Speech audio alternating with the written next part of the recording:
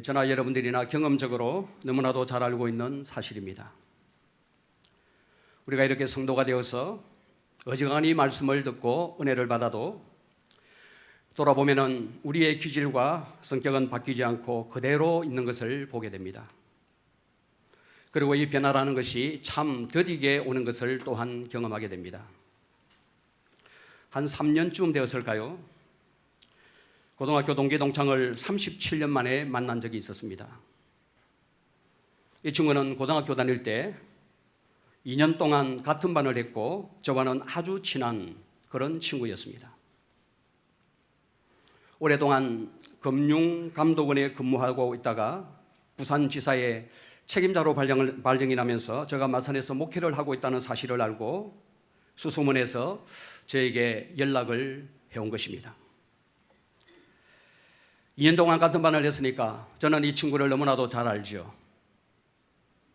이 자그마한 체구에 굉장히 똑똑하고 민첩하고 그리고 지기를 싫어하고 고집세고 어리는 아주 있는 그런 친구였습니다. 만나서 보니까요, 37년 만에 만났으니까 외모도 조금 달라졌고 분위기도 많이 달라졌습니다. 집사람과 함께 했는데요, 한두 시간 같이 있다 보니까 그 친구는 역시 37년 전에 그 친구였습니다. 몸은 분위기는 이렇게 달라서 돌아왔는데 속은 그대로였습니다.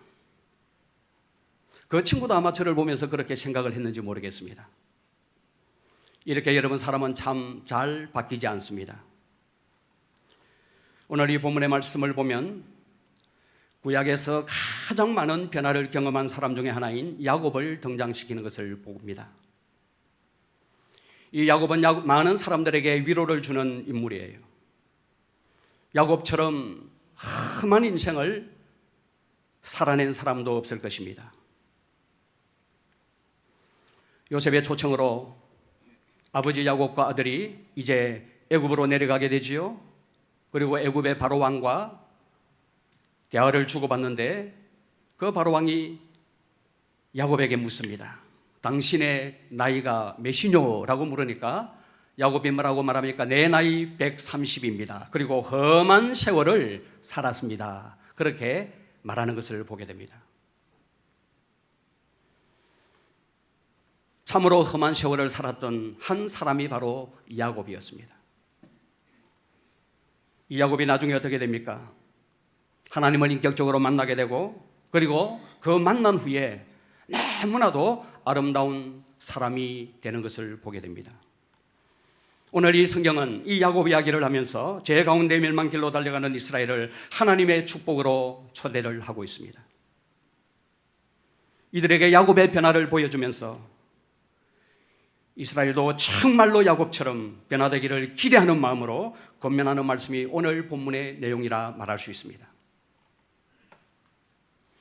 우리가 호세아서 1장 1절 말씀에서부터 지금까지 쭉 보아왔던 것이 무엇입니까?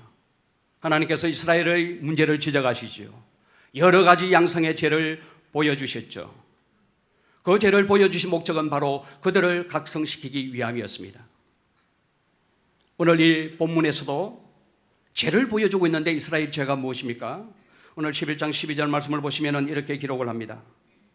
에브라임은 거짓으로 이스라엘 족속은 속임수로 나를 애워쌌고 유다는 하나님 곧 신실하시고 그러가 신자에게 대하여 정함이 없도다. 오늘 본문이 말하고 있는 이스라엘의 죄는 무엇입니까? 거짓과 속임수라는 것입니다. 거짓과 속임수를 가지고 하나님을 애워쌌다는 것입니다. 말과 행위가 다 거짓이고 속임수예요. 기질적으로 볼 때도 야곱은 거짓말쟁이고 사랑과의 관계에서 거짓을 반복듯이 하고 하나님께 드리는 예배조차도 참됨은 없고 거짓으로 예배하고 거짓으로 제사하는 자가 야곱과 쏙 빼닮은 누구라고 말씀하고 있습니까? 이스라엘 너희들이다. 그렇게 호세아 선지자의 입에 하나님의 말씀을 담아서 그들에게 고발하고 있는 것입니다. 거짓으로 똘똘 뭉쳐있는 공동체가 바로 이스라엘이라는 것입니다. 우리 하나님은 만홀히 여김을 받지 않습니다. 이 만홀히 여긴다는 이 말은 속지 않는다는 말입니다. 우리 하나님은 사람들에게 속지 않습니다. 그분은 전지전능하신 분이십니다. 어떻게 여러분 모든 것을 아시는 하나님께 거짓으로 나아갈 수가 있겠습니까? 그런데 여러분 실제로 많은 사람들이 거짓으로 살아가는 것을 보게 됩니다. 구약의 아간, 신약의 아나니아와 삽비라 부부를 보십시오. 아간은 하나님의 역사를 본 사람이에요. 구름 기둥과 불 기둥을 경험했고 하나님께서 하늘의 창고를 열어서 만나와 메추라기를 주셨는데 그것을 친히 먹음으로써 하나님의 일하심을 경험한 사람이 바로 아간입니다. 그럼에도 불구하고 그는 하나님을 속였습니다. 아나니아와 삽비라도 마찬가지 아닙니까? 초대교회의 성령의 역사가 얼마나 강력하게 일어났습니까? 그런데 하나님을 속이려고 한 것을 보면 우리가 모든 것을 안다고 해서, 하나님을 안다고 해서, 하나님을 진실되게 안다고 해서 그렇게 사는 것을 아님을 보게 되는 것입니다. 무지해서 하나님께 거짓말하는 자가 있습니다. 몰라서 하는 거짓말이지. 이런 거짓말은 얼마든지 하나님 입장에서 볼 때는 이해하고 용서할 수 있습니다. 그런데 나쁜 것은 이스라엘이 거짓과 속임수로 하나님을 둘러쌌다고 하는 것은 삶 전체가 의도적으로 반복적으로 하는 거짓과 속임수를 행하고 있다는 것을 말씀하고 있는 것입니다. 그러니까 여러분, 이스라엘의 삶이란 하나님을 믿고 의지한다고 하면서 거짓과 속임수를 수단으로 의지하면서 그것을 붙들고 살아가는 그런 백성들이었죠. 저는 오늘 이 본문의 말씀을 개인적으로 묵상을 하면서 이것이 오늘 한국교회의 제일 중요한 문제가 아닌가 싶습니다. 최근 불거진 윤영주 장로의 해사돈 횡령 사건은 제발 저는 개인적으로 무혐의로 나왔으면 좋겠습니다. 언론에 보도된 경찰의 말을 빌리자면 회삿돈 11억 원을 빼돌려서 고급 빌라를 사들였다고 말하고 있습니다. 우리가 알고 있는 온누리 교회의 장로님이십니다. 지금도 윤영주 장로는 빈민들을 위해서 필리핀에서 집을 짓고 있는 일을 하는 아주 깨끗하고 맑은 이미지를 가지고 있는 장로님이십니다. 만약 수사가 종결이 되고 또 법정에서 선고가 나겠지요. 무혐의가 아니라 이것이 사실이라면 이제 한국교회는 설 자리가 없게 되는 것입니다. 이 기사가 났을 때 인터넷에 이런 댓글이 달렸습니다. 겉으로는 순한 척하면서 뒤로는 온갖 구린 짓을 다하는 놈들이 하나님을 아버지로 부르는 놈들이더라, 이런 댓글이 올라왔습니다. 제가 이 댓글을 보면서 얼마나 마음이 아팠는지 모릅니다. 기독교를 잘 모르는 사람들이죠. 그럼에도 불구하고 이런 기사가 떴을 때 기독교에 대한 그 반감이 이 몹쓸 댓글을 통해서 그대로 드러나는 것을 보면서 참 이제는 한국교회에 과연 소망이 있을까 하는 그런 생각을 가져보게 되는 것입니다. 우리 예수님은 제자들에게 이렇게 설교를 했습니다. 하나님과 재물을 겸하여 섬길 수가 없다고 말씀을 하셨습니다. 그런데 우리들은 하나님과 재물을 겸하여 섬길 수 있는 방법을 너무나도 잘 알고 있고 그것을 아주 교묘하게 잘 이용하고 있는 것을 보게 됩니다. 어떻게 하면 이 둘을 다 섬길 수가 있습니까? 돈을 목적으로 하면서 하나님을 섬기는 것이죠. 그러면 돈도 섬기고 하나님도 섬기게 되는 것이죠. 진짜는 돈인데 하나님으로 잘 포장되어 있는 것이죠. 우리가 여러분 안 그런 것 같아도 대부분의 삶을 까발려 보면은 목적은 하나님이 아니라 목적은 돈이요 재물인데 목적 재물을 추구한다, 그렇게 하면은 우리의 신앙이 들통나니까 그것을 하나님으로 신앙으로 아주 교묘하게 잘 포장을 하면서 살아가고 있다는 것입니다. 명성교회 문제는 여러분 어떻습니까? 다 아는 사실이기 때문에 까발려서 말씀을 드려도 괜찮을 것 같습니다. 이 교회를 30수년 전에 개척을 한 김삼환 목사가 10만 명이 되는 대형 교회를 만들었습니다. 그리고 정년을 채우고 은퇴를 했습니다. 그리고 이 교회를 상당한 기간 동안의 공백을 두고 아들에게 물려주었습니다. 교단에서 정한 법을 무시하고 어떻게 여러분 이런 일들을 할 수가 있습니까? 내 것을 남에게 주기가 싫다는 것이지.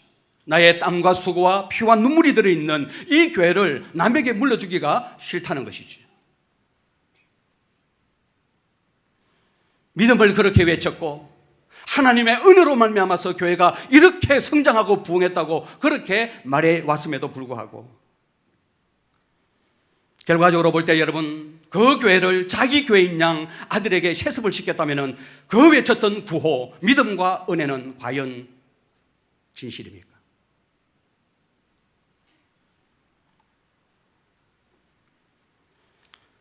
남 욕할 거 못 됩니다. 남의 교회 이야기하는 게 아니에요. 우리의 숨겨진 자아상을 정확하게 한번 보자는 것입니다.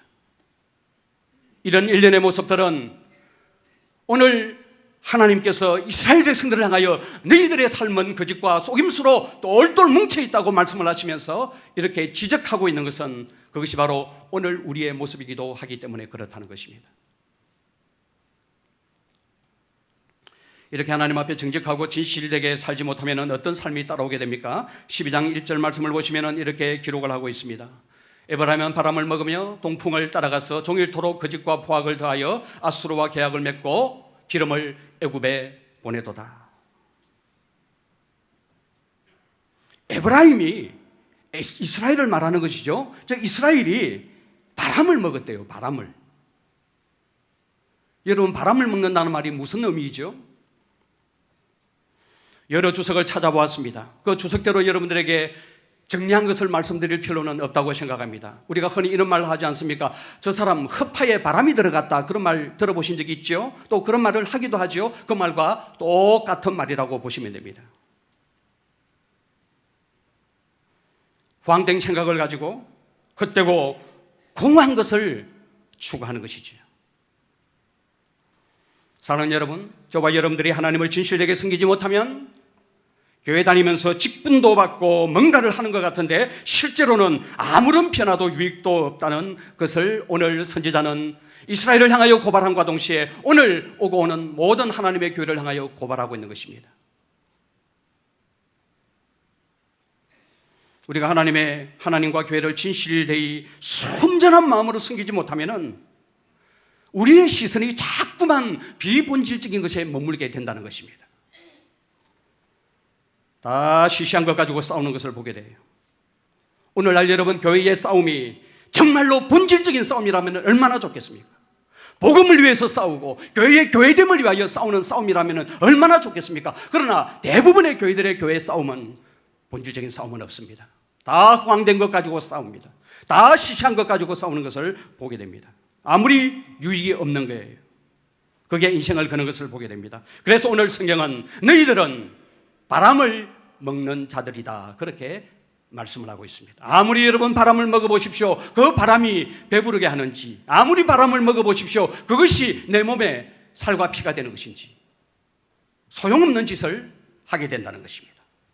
허황된 삶을 살게 된다는 것입니다. 우리가 하나님을 진실되게 섬기고 바르게 믿지 아니하면은 결국 속임수와 거짓으로 포장해서 믿게 되면 결국은 우리의 삶이란 것이 허황된 삶이고 헛되고 공허한 것을 추구하며 그것을 따라가는 허망된 삶을 산다는 사실을 말씀하고 있는 것입니다. 오늘 이 말씀은 하나님을 진실되게 섬기지 못하는 자들이 동풍을 따라간다고 또 한 말씀을 하고 있습니다. 여러분 유다 땅에서 볼 때는 동풍은 어디에서 불어오는 바람입니까? 아라비아 사막에서 불어오는 바람이에요. 뜨거운 열기를 가지고 있는 바람입니다. 이 동풍이 유대 땅으로 불어오면 곡식을 다 말려 죽여버립니다. 곡물과 식물은 말할 것도 없고 사람도 살지 못하게 하는 바람이 바로 유다 땅에서 볼 때 동풍에서 불어오는 아라비아 사막에서 불어오는 그 바람이라는 것입니다. 모든 것을 다 황폐하게 만들어버립니다. 여러분, 우리가 삶 속에서 하나님을 진실되게 섬기지 아니하고 거짓으로 위선으로 섬길 때에 그것 자체도 여러분 무익하지만은 파괴적인 일들이 일어나게 될 것을 말하고 있는 것입니다. 여러분, 우리가 복음에 근거한 바른 신앙생활을 하지 못하면 동풍을 따라하는 것과 같다는 것입니다. 삶의 기쁨이 없습니다. 삶의 평안이 없습니다. 그리고 예배는 드리는데 마음에 감격이 없고 감사가 없고 깡마른 그런 삶이고 깡마른 예배를 드리게 되는 것이죠. 저는 오늘날 한국교회를 바라보면서 이 한국교회의 액체가 점점 사라지는 것을 보면서 안타깝게 생각을 합니다. 우리 교회도 역시 마찬가지입니다. 1950년대, 60년대, 70년대, 80년대까지만 하더라도 교회의 액체가 창궐했습니다. 찬양할 때 눈물로, 기도할 때 눈물로 하나님 앞에 나아가고 눈물로 예배드리면서 나아갔지만은 지금은 모든 것이 다 메말라 있는 것을 보게 됩니다. 우리의 심령이 메말라 있으니까 기도할 때 무슨 눈물이 나오며 찬양할 때 무슨 눈물이 나오며 예배를 드리는 이 현장에 무슨 눈물로 드리는 예배가 있을 수가 있느냐는 것입니다. 저는 우리 교회가 정말 복음을 바르게 이해할 뿐만 아니라 이해한 이 복음의 그 말씀 그대로 진실되게 사는 성도가 날이면 날마다 더해지기를 주님의 이름으로 축원을 드립니다. 이런 이스라엘을 향해 하나님은 뭐라고 말씀을 하십니까? 2절은 이렇게 기록을 하고 있습니다. 여호와께서 유다와 논쟁하시고 야곱을 그 행실대로 벌하시며 그 행위대로 그에게 보응하시리라. 여러분, 이 말씀을 한마디로 말씀을 드리면은 하나님은 이스라엘을 내버려 두시지 아니하시고 간섭하신다는 말씀입니다. 유다를 향해서는 논쟁하신다고 말씀을 합니다. 이 유다는 아직까지 이스라엘만큼 타락하지 않았기 때문에 잘잘못을 따져서 잘못을 인정하게 하고 돌이키도록 하기 위하여 심판하지 아니하시고 논쟁하시겠다고 말씀을 하고 있습니다. 이러면서 하시는 말씀이 무엇입니까? 야곱을 등장시킵니다. 야곱이 자기 꾀에 빠져서 정말 고생하고 어려움을 경험한 것처럼 너희들도 그렇게 될 것이다, 그렇게 말씀을 하는 것입니다. 내버려 두시지 아니하시고 간섭하십니다. 여러분, 간섭을 받으면 좋습니까, 싫습니까? 보편적으로 간섭은 다 싫어합니다. 그래서 내버려 달라는 말을 많이 듣습니다. 좀 내버려 두십시오. 엄마 아빠 좀 내버려 두십시오. 나도 클 만큼 컸으니까 더 이상 간섭하지 말고 좀 내버려 두십시오. 이건 간섭하지 말라는 것입니다. 여러분, 내버려 두면 어떻게 됩니까? 제가 이 설교를 준비를 하면서 제 인생을 이렇게 돌아보았습니다. 결론 하나 나옵니다. 하나님의 그 간섭이 저를 이곳까지 데리고 왔다는 결론에 도달하게 되었습니다. 하나님이 만약 간섭하지 않으시고 그 간섭에 제가 반응하지 않았다면 저는 사실 이 자리에 없습니다. 하나님이 우리의 삶에 찾아오셔서 개입하시는 것은 하나님의 자녀의 특권이라고 저는 생각을 합니다. 여러분, 길 가는 아저씨가 간섭하는 거 보았습니까? 무슨 짓을 해도 길 가는 아저씨는 간섭하지 않습니다. 오늘은 개성시대예요. 머리도 얼마나 희한하게 깎고 다니는지 모릅니다. 사실 제 머리가 한국 남성의 표준입니다. 그런데 요즘 머리 깎고 다니는 거 보면은 기가 막혀요. 아래쪽은 허벌판이고 위쪽은 수풀입니다. 이걸 투블럭이라고 그렇게 말하더라고요. 그냥 확 뽑아버리고 싶은 그런 마음이 들 때가 있습니다. 귀도 뚫고 배꼽도 뚫고 천이 모자라는지 바지도 구멍이 숭숭 뚫려 있는 걸레 같은 바지를 입고 다닙니다. 이런 것을 보면서 여러분, 아저씨들이 간섭합니까? 아저씨는 간섭하지 않습니다. 그런데 여러분, 아빠는 간섭합니다. 엄마는 간섭합니다. 아빠는 원하는 것이 있기 때문에 그렇습니다. 그런데 우리는 그 아빠의 마음을 이해하지 못하는 것이죠. 그래서 우리가 하고 싶은 것을 다 하고 좋아하는 것을 다 하는 것을 경험하게 됩니다. 원하지만 안 해도 되는 것을 내려놓는 것이 그렇게 어려운 것입니다. 이것이 바로 우리의 본성입니다. 여러분, 우리의 본성이 얼마나 어려운지 모릅니다. 여러분들이 부부로 살면서 제일 많이 배우는 것이 무엇입니까? 하나 내려놓는 게 그렇게 어려운 거예요. 남편이고 아내고 다 연약함이 있고 약점이 있지 않습니까? 그것 하나 딱 내려오면은 괜찮은 남편인데, 아내에게도 약점이 있지 않습니까? 그것 하나 딱 내려놓으면은 정말 괜찮은 아내인데, 그것 하나 내려놓기가 그렇게 어려운가 해봐요. 그래서 우리의 본성과 기질을 바꾸는 것이 얼마나 부부로 섬기면서 어려운가를 몸소 우리는 체험하고 경험하고 있는 것입니다. 이런 우리를 하나님이 내버려두지 않으시고 간섭한다는 것은 축복인 것이죠. 왜 그렇습니까, 여러분? 아저씨면은 간섭 안 한다고 말씀을 드렸죠. 아빠는 합니다. 엄마는 합니다. 하나님이 바로 우리의 아빠가 되시고 우리의 엄마가 되기 때문에 그렇다는 것입니다. 히브리서 12장 5절 말씀을 보시면 이렇게 기록을 합니다. 내 아들아,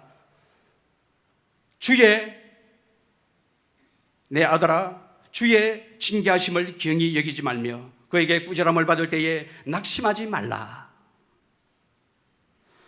여러분, 우리가 하나님의 말씀대로 살면은 하나님 편에서 볼 때 우리에게 보응하시거나 꾸지람을 할 필요가 없습니다. 우리가 자녀를 양육하면서도 경험하는 것이 바로 그것 아닙니까? 자녀가 아빠 엄마의 뜻을 따라서 정상적으로 잘 자라고 정상적으로 잘 행한다면은 꾸지람할 필요가 없는 것이죠. 불필요하게 머리를 굴리고 사니까요. 하나님께서 뭐라고 말씀을 하십니까? 소행대로 내가 벌을 주고 보응하겠다, 그렇게 말씀을 하고 있는 것입니다. 그러나 여러분, 중요한 것이 무엇입니까? 벌을 받을 때라도 낙심해서는 안 된다는 것입니다. 돌이키면 됩니다. 하나님이 원하는 자리로 돌아오면 되는 것입니다. 하나님께서 우리를 징계하신다고 할 때 그 징계의 목적이 망하도록 하는 것이 아니라 바로 회복시키는 데 있기 때문에 그렇습니다. 여러분, 우리가 하고 싶은 대로 하면 다 망하는 길로 갑니다.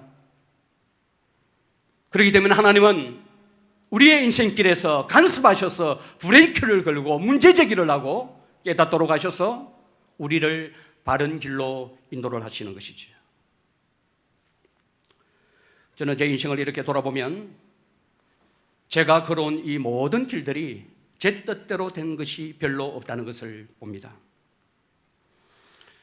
조금 전에도 여러분들에게 말씀을 드렸다시피 제 뜻대로 되었다면 저는 이 강단에 없습니다.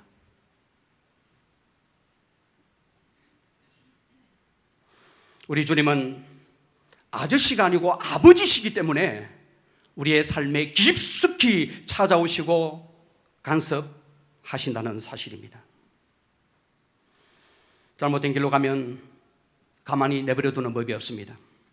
논쟁하시고 보응하시고 징계하셔서 깨닫게 하시고 돌이키게 하시는 것입니다. 여러분, 그냥 지나가는 것이 복이 아니에요.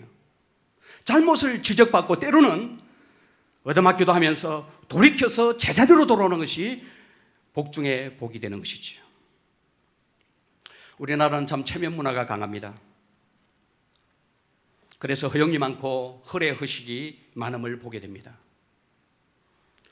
공개적으로 수치를 당하느니 죽는 것이 낫다고 생각을 하고 자살로 생을 끝내는 것을 또한 보게 됩니다. 이런 일들을 볼 때마다 얼마나 마음에 아픔이 있고 정말 저런 분들에게 복음이 필요하구나 하는 생각을 가질 때가 많이 있습니다. 여러분, 복이 무엇입니까? 체면 때문에, 수치 때문에 죽을 때까지 가는 것이 복입니까? 아니면은 고쳐서 돌이키는 것이 복입니까? 여러분, 다윗이 엄밀한 죄를, 간음죄를 저지르고 만약에 들키지 않고 죽을 때까지 가지고 갔다면 그는 어떻게 되겠습니까? 수치는 당하지 않았겠지요. 그러나 수치보다 더 많은 것을 그는 잃게 되고 인생 전체가 무너지게 되는 것을 분명히 경험했을 것입니다. 이런 상황에 처한 이스라엘에게 하나님은 야곱 이야기를 하면서 그들을 위로하고 초대하십니다.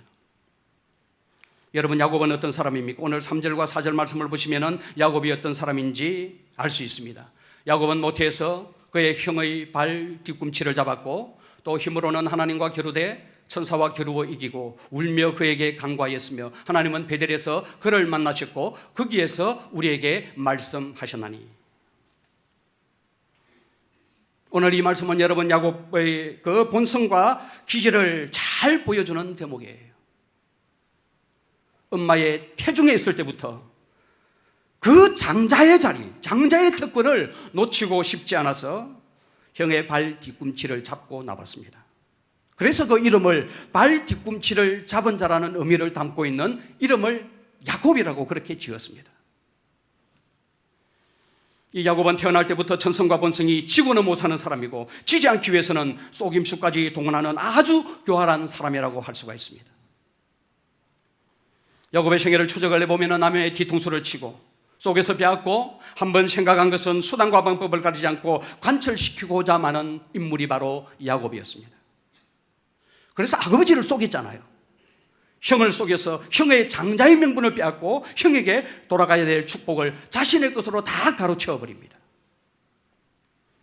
일 때문에 형 에서가 야곱을 죽이려고 한을 품게 되죠.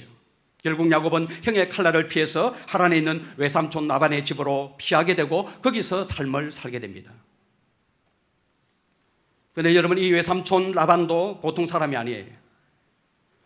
야곱이 여러 사람을 인생길에서 만났는데 강적 중에 한 사람이 바로 외삼촌 라반이었습니다. 외삼촌 라반이 아버지를 속이고 형을 속인 야곱을 속이는 거예요. 7년 동안 열심히 우리 집에서 일해주면 너가 사랑하는 내 작은 딸 나엘을 내게 아내로 주겠다, 그렇게 해놓고 7년 딱 다 채우고 나니까 잔치를 성대하게 벌려놓고 밤에 신방을 꾸미는데 누구를 집어였습니까? 야곱이 사랑하는 둘째 딸 라헬을 집어였는 것이 아니라 큰딸 레아를 집어였습니다. 속임을 당한 것입니다. 그래서 라헬을 얻기 위해서 또 7년을 일하게 됩니다. 그래서 7년을 열심히 일해서 이제 정말 자기가 사랑하는 라헬을 아내로 얻습니다. 14년이 흘렸죠. 그리고 난 뒤에 7년을 더 일하게 되지요. 그 7년 일하는 동안에 자신이 터득한 전문 지식을 가지고 엄청난 재산을 불립니다. 거부가 됩니다. 엄청난 재산을 정식해서 고향 아버지의 집으로 돌아왔는데 여러분 한번 보십시오. 7년을 보내었습니다. 또 7년을 보내었습니다. 그리고 재산을 증식시키기 위해서 7년을 또 보냅니다. 21년을 보내게 됩니다. 21년 만에 아버지 집이 생각이 나면서 그 베델에서 만난 하나님의 말씀을 기억하면서 아버지 집으로 돌아가는 것이죠. 잠시 잠깐 형의 칼날을 피해서 외삼촌 라반의 집으로 피신해 있다가 7년 채우고 돌아가려고 한 그 계획이 다 무너지면서 어느덧 세어보니까 21년의 세월이 흘렀더라는 것입니다. 제 생각인데 여러분, 야곱은 이렇게 생각을 했을 거예요. 라헬이 너무나도 이쁘고 라헬이 너무나도 심성이 고운 여자고 하니까 저 라헬을 아내로 삼아야 되겠다, 그렇게 생각을 하고 아내로 삼기 위해서 외삼촌과 7년 계약을 맺었을 때 7년 빨리 종살이 해서 이 여자랑 결혼하고 아버지 집으로 이제는 들어가서 언약의 백성의 소임을 다 해야지. 딱 7년이다. 7년만 딱 눈 감고 고생하고 결혼해서 아버지 집으로 돌아가서 예배가 있고 감격이 있고 하나님의 사랑을 경험할 수 있는 예배자로 내가 살아야 되겠다. 분명히 야곱은 그렇게 생각을 했을 것입니다.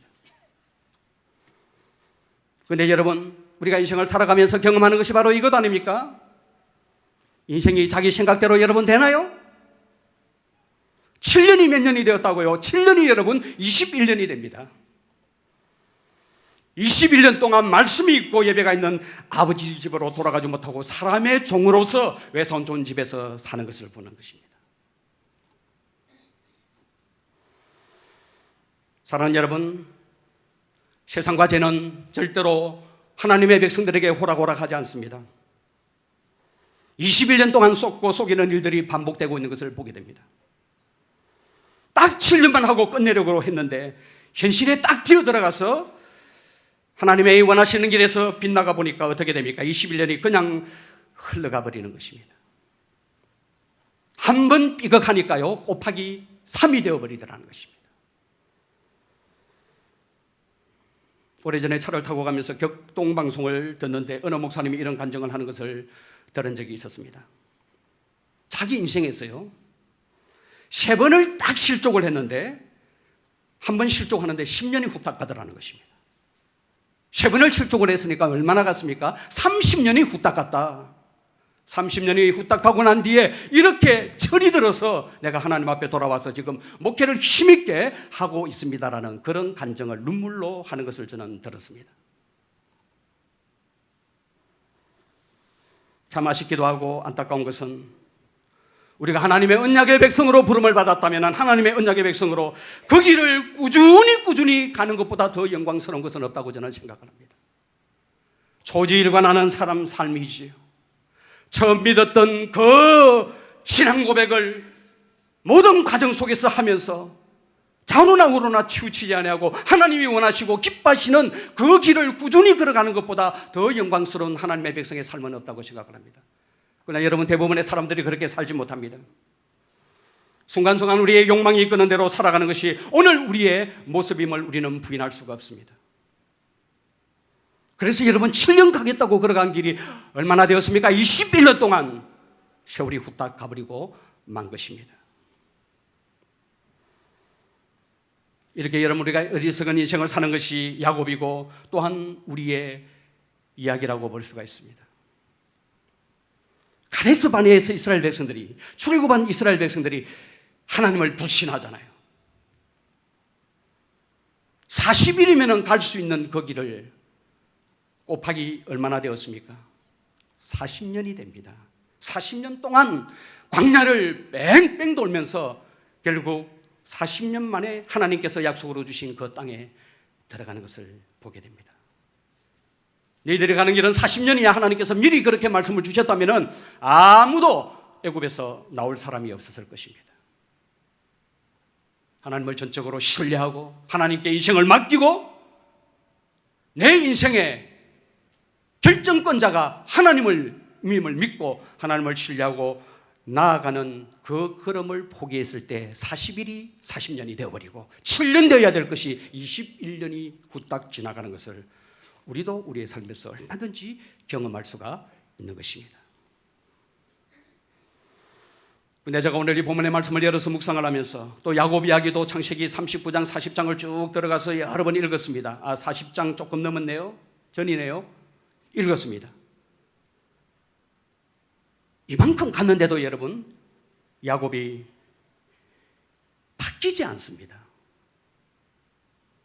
20년 고생하면은 바뀔만 하지 않습니까? 뭔가 달라져야 되지 않습니까? 하나님 앞에 무릎 꿇어야 되지 않습니까? 인간적인 모든 깨와 속임수와 거짓을 내려놓고 전적으로 하나님께 인생을 맡기고 그렇게 나아가야 되지 않습니까? 그런데도요, 사람이 이렇게 안 바뀐다는 말이에요. 여러분, 우리도 마찬가지입니다. 제 경험도 역시 마찬가지더라고요. 그렇게 많은 실수를 하고 매를 맞고 여러 번 시행착오 속에서 나의 연약함이 무엇인지 너무나도 잘 알고 있음에도 불구하고 야곱처럼 그 모습 그대로입니다. 여러분 연약함 때문에 여러분들의 삶에 맺혀진 열매가 무엇입니까? 다 부정적인 열매들 아닙니까? 그것을 우리 인생길에서 반복적으로 경험했음에도 불구하고 그것 하나 꺾지 못하고 해결하지 못하고 그것 때문에 죽을 때까지 가지고 가는 거예요. 그 문제를요.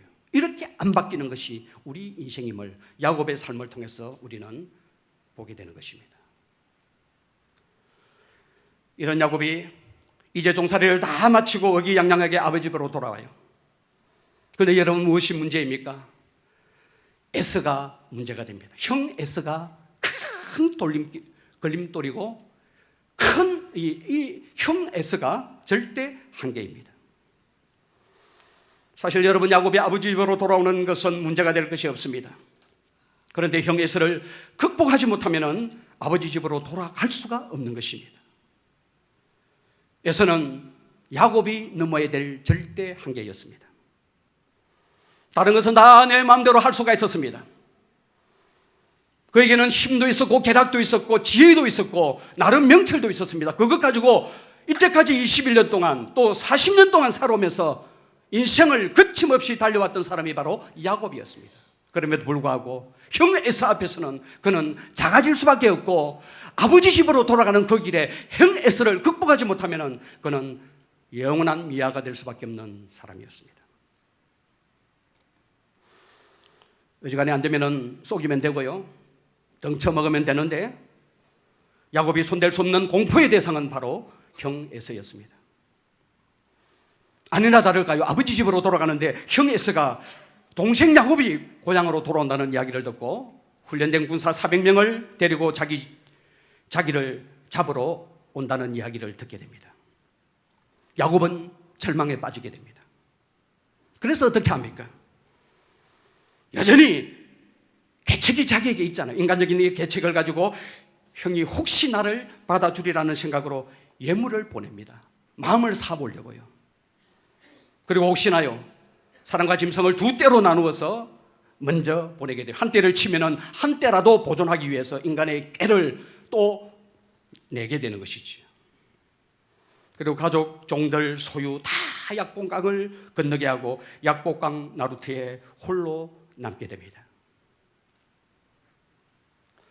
저는 야곱의 약복강 나루트에 그날의 쓸쓸한 밤을 한번 머릿속으로 담아놓고 묵상을 했습니다. 얼마나 외롭고 얼마나 두렵고 내 남아있는 인생은 앞으로 어떻게 될 것인가 라는 그런 염려와 걱정으로 그 밤에 참 고독하게 지냈을 것으로 생각이 됩니다. 그런데 놀라운 것은 이 약복 나루트에 홀로 남아있는데 어떤 사람이 나타나서 싸움을 걸어오는데 성경은 천사와 겨루었다고 말씀하고 있습니다. 여러분, 오늘 이 천사와 겨룸은 야곱의 세계에서 굉장히 중요한 전환점을 갖게 됩니다. 비록 그가 아버지 집을 떠나면서 베델에서 하나님을 인격적으로 만났지만은 21년 동안 달라진 것이 아무것도 없었습니다. 여전히 변화되지 않는 기질과 인간적인 계층과 끝없는 욕망의 노예로 살았던 이 야곱이 넘을 수 없는 한계 앞에서 진실한 변화를 경험하게 되는 것이죠. 여러분, 싸움이 어떻게 됩니까? 천사하고 붙었는데 이 야곱이 지지를 않습니다. 천사는 지지 않으려고 하는 이 야곱의 한대뼈를 내리쳐버립니다. 이 한도뼈는 이 엉덩이에서 허리를 받쳐주는 골반뼈라고 볼 수가 있습니다. 그러니까 한도뼈가 부러지면 어떤 일이 일어나게 됩니까? 허리에서 힘이 나오는데 힘을 쓸 수가 없는 것이죠. 완전히 녹다운 되는 것이죠. 여기서 야곱은 무너집니다. 오늘 여러분 4절 말씀을 보시면 천사와 겨루어서 이겼다라고 그렇게 오늘 성경은 표현을 하고 있습니다.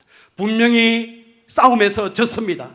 골반뼈가 이그러졌고 힘을 더 이상 쓸 수가 없습니다. 그럼에도 불구하고 성경은 천사와 겨루어서 이겼다라고 되어 있고 그 뒤에 나오는 말씀이 무엇입니까? 야곱이 울었다라고 그렇게 말씀을 하고 있습니다.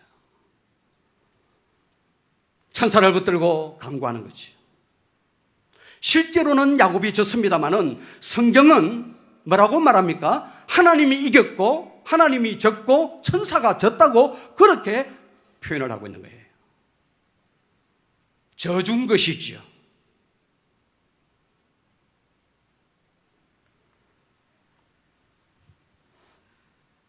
여러분, 지금까지 야곱은 간구할 필요가 없었습니다. 왜 그렇습니까, 여러분? 머리가 좋잖아요. 재주가 탁월하잖아요. 그것도 안 되면 속임수 쓰면 되니까요. 간구할 필요가 없습니다. 여러분, 창세기서를 야곱 중심으로 찬찬히 한번 읽어보십시오. 어떤 어려움을 만나도 하나님 앞에 손 비비는 것을 볼 수가 없습니다. 오늘 이 본문에서 우리는 만나는 것입니다. 천사와 겨루어서 이겼고 울며 하나님 앞에 복을 구하는 모습을 보게 됩니다. 한도뼈가 뚝 하고 부러지는 순간 야곱이 하는 것이 무엇입니까? 자신의 연약과 한계를 절감하면서 비로소 기도가 터져나오게 되는 것이죠. 울면서 간구하게 되는 것이죠. 저는 오늘 이 본문 말씀에서 울었다는 말에 주목을 합니다. 의미가 여러분 뭐겠습니까? 고래 힘줄보다 더 강한 자아를 가지고 있는 사람은 절대로 우는 법이 없습니다. 울지 않습니다. 자아가 펄펄 끓는 사람은 절대로 울지 않습니다. 기질적으로 굉장히 강한 사람이, 저는 오늘 마산 유로 가면 해도 지금 19년 목회를 하고 있는데요. 19년 목회를 하면서 그렇게 울면서 하나님 앞에 낮아지고 깨어진 심령으로 하나님의 은혜를 구하는 사람을 보지 못했습니다.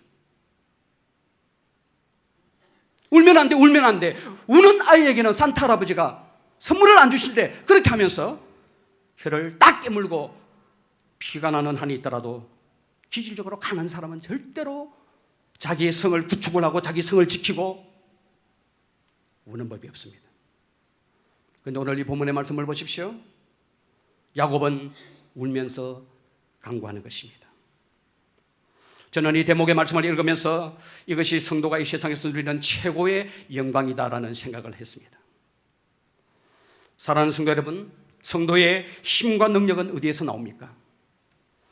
자아가 펄펄 살아서 하는 일마다 잘되고 높아지고 성공할 때가 아니라 자신의 한계를 인정하고 산산조각이 나도록 깨트려져서 끊임없이 하나님을 의지하는 사람으로 설 때 진짜 성도는 힘을 가지게 되는 것이죠. 야곱은 한평생을 살아오면서 한 번도 누구에게인가 부탁할 필요가 없었습니다. 아버지도 속이면 되고 형도 속이면 되고 외삼촌도 얼마든지 갖고 놀 수가 있었습니다. 야곱은 자신의 지식과 모략과 꼼수를 가지고 삽시간에 부자의 반열에 자기 이름을 올릴 수 있는 그런 탁월한 인물이었습니다. 그러니까 하나님 앞에 은혜를 구하고 간구할 필요가 없는 것이지요. 하나님께 무릎 꿇지 않아도 얼마든지 인생이 사라지는 것 같았습니다. 그런데 모든 성공이 한순간에 물거품처럼 사라질 약복 나루트의 위기 앞에서 야곱은 비로소 자기를 깨트리고 하나님 앞에 자기의 한계를 인정하게 되는 것이죠. 하나님이 아니면은 안 되는 영역이 있구나. 내 힘으로 안 되는 영역이 있구나. 하나님이 아니면은 불가능한 것을 그는 인정하기 시작을 하는 것입니다. 그리고 그것이 인정이 되자 그때부터 눈물로 하나님 앞에 기도하는 기도가 터져나오게 되는 것이죠. 사랑하는 성도 여러분, 진실한 기도는 여러분 언제 시작되는 줄 아십니까? 저는 진실한 기도를 제가 공황장애를 경험하면서 내 인생이 완전히 파산났다 그렇게 생각할 그때에 하나님께서 저에게 은혜를 주셔서 입이 열리면서 눈물 콧물이 범벅이 되는 하나님 앞에 진실한 기도를 드린 적을 경험을 했습니다. 정말 하나님이 아니면 안 되는구나. 하나님이 아니면 이 문제가 해결되지 않구나. 하나님이 아니면 이 한계를 극복하지 못하는 것이구나. 자신의 한계를 처절하게 인정하는 사람이 진실로 기도의 자리에 서게 된다는 것입니다. 저는 잘 나가는 사람 그렇게 좋아 안 해요. 개인적으로요. 지위가 높고 돈이 너무 많아가지고 하나님 의지하지 않아도 기도하지 않아도 잘 살아갈 수 있는 사람들 그렇게 저는 매력적으로 생각하지 않습니다. 오히려 가난하고 오히려 돈 떼이고 오히려 중병을 알아서 고통하면서 눈물로 하나님 앞에 나와서 자기의 한계를 인정하고 소망은 오직 하나님 한 분밖에 없습니다라고 두 손 두 발 다 들고 주님 앞에 눈물로 야곱처럼 기도하는 그 사람이 하나님 앞에서 볼 때는 위대한 하나님의 사람이라고 저는 믿습니다.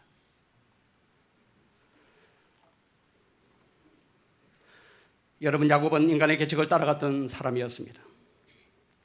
욕망이 이끄는 대로 살면서 남들이 가진 좋은 것들은 반드시 내 방식대로 얻어야만 직성이 풀리는 사람입니다. 그리고 많은 순간에 그는 성공을 실제적으로 했습니다. 그러나 그 모든 성공에도 불구하고 이 한계, 이 야곱이라는 이 한계, 그리고 한돛뼈가 부러진 이 상황에서 아무런 의미가 없다는 것을 경험하면서 야곱의 인생은 참된 삶으로 변화되고 들어가는 것을 보게 되는 거예요. 저와 여러분들의 삶에 이런 경험이 있었습니까? 내 힘으로 안 되는 것이구나. 하나님이 다루어야 될 영역이 있구나. 그걸 인정하고 두 손 두 발 다 들고 그 한계 앞에서 고통하면서 처절하게 자기 자신의 기질과 본성을 다 무너뜨리고 하나님 앞에 항복하고 나와보신 경험이 있습니까? 그 경험을 여러분들이 아직도 한 번도 하지 못했다면 다시 한번 주님 앞에서 거듭 태어나야 될 그런 상황이 있다는 것을 아셔야 합니다.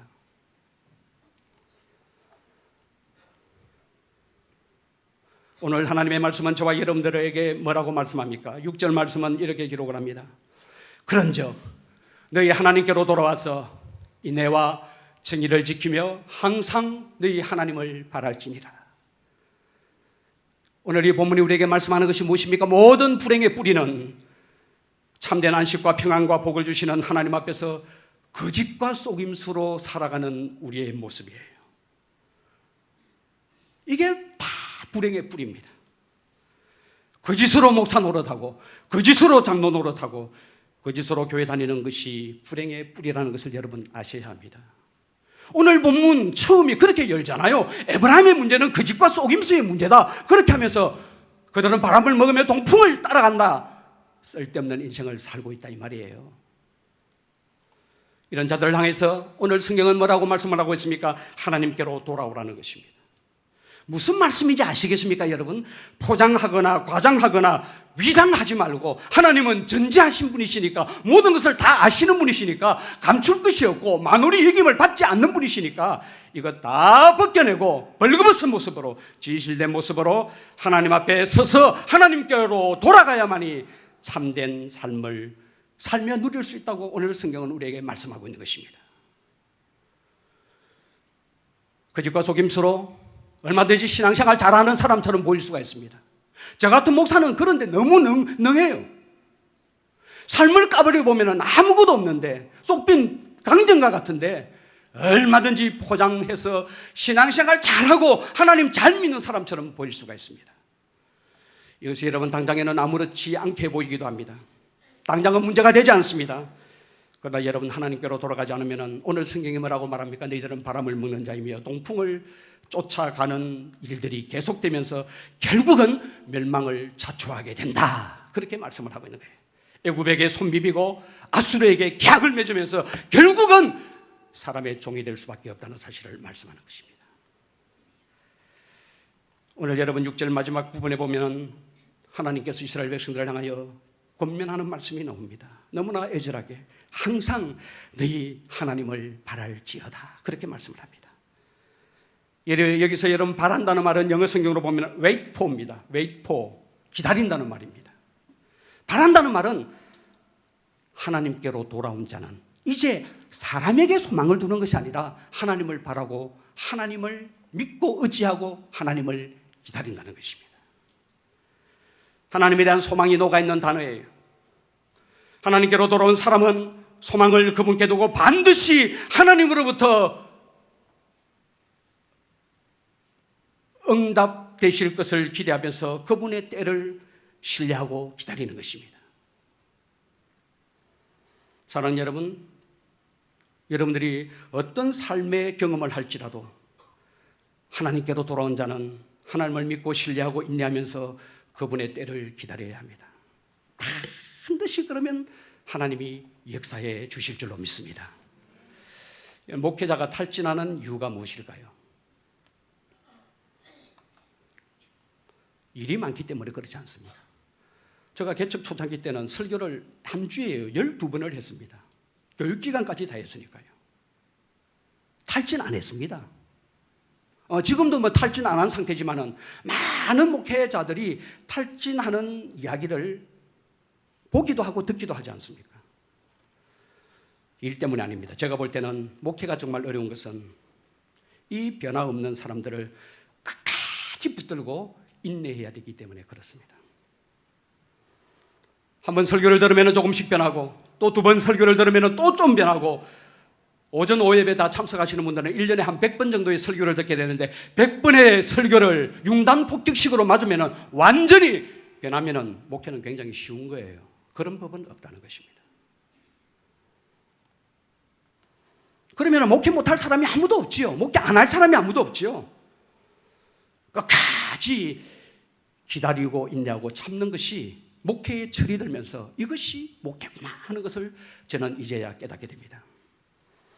교회를 수년 다녀도 아무런 변화가 없고 가만히 보면 저 사람 참 엉터리 같고 세상에 저는 사람이 예수 믿는 사람이 맞나 할 정도로 낙심되는 순간에도 조차 하나님을 신뢰하기 때문에 소망을 그분께 두고 인내하면서 기다리는 이것이 저는 목회라고 생각을 합니다. 또 이 믿음을 가지고 하나님 앞에 서야만 목회가 목회되는 것입니다. 저와 여러분들은 진실로 주님을 바라고 계십니까? 어떤 경험 속에서도 낙심하지 않고 항상 주님을 바라고 계십니까? 그 선하신 하나님이 아들을 아낌없이 우리에게 주신 것처럼 나를 위하여 분명히 일하실 것을 믿고 신뢰하고 그 수고로운 길들을 믿음으로 인내하며 묵묵하게 지나가는 믿음의 삶을 살고 계십니까? 실패 같은 상황을 이렇게 통과하는 분들이 우리 교회에 많이 있습니다. 정말 기도했고 믿음으로 살았고 믿음으로 선택했고 정말 주님 한번 제대로 섬기기 위해서 그 일에 헌신을 했는데 지금 얻는 결과는 거의 망하는 수준까지 와 있는 분도 우리 교회 안에 계십니다. 이런 상황에 있는 것조차도 하나님의 신실하심을 믿고 하나님이 일해 주심을 믿고 하나님의 인자를 붙들고 하나님의 선하심을 붙들고 이 믿음의 길을 계속해서 걸어가는 것을 오늘 성경이 우리에게 요구하고 있다는 것입니다. 저는 우리 교회 안에 정말 디모데 같은 거짓없는 믿음으로 하나님을 항상 바라고 섬기는 성도님들이 정말 많이 일어나기를 바랍니다. 오늘 이 본문의 말씀을 계속해서 반복해서 읽는데 왜 디모데 생각이 그렇게 날까요? 가짜 믿음이 너무나 많기 때문입니다. 가짜 목사도 많고 가짜 교회도 많고 너무나 가짜가 많은데 그것이 진짜와 가짜와 분별이 되지 않은 것이 하나님으로 신앙으로 포장이 되어 있기 때문에 분별이 안 되는 거예요. 그러면서 디모데가 떠오르는 거예요. 바울이 디모데를 그렇게 좋아하는 이유는 능력의 탁월함도 아니고 내 속에 거짓 믿음이 없다. 내 속에 있는 그 믿음은 진실한 믿음이다. 하나님이 인정하고 스승인 내가 인정하는 믿음이다. 그런 믿음의 일꾼들이 우리 마산유로교회 성도들이 되어야 되지 않겠습니까? 거짓과 속임수로 가득한 인간적인 사교 모임이 아니라 정말 부서지고 깨트려진 이 자아를 가지고 주님께 돌아와 항상 주님을 바라는 신실한 성도가 저와 여러분들이 되시기를 주님의 이름으로 축원합니다. 오늘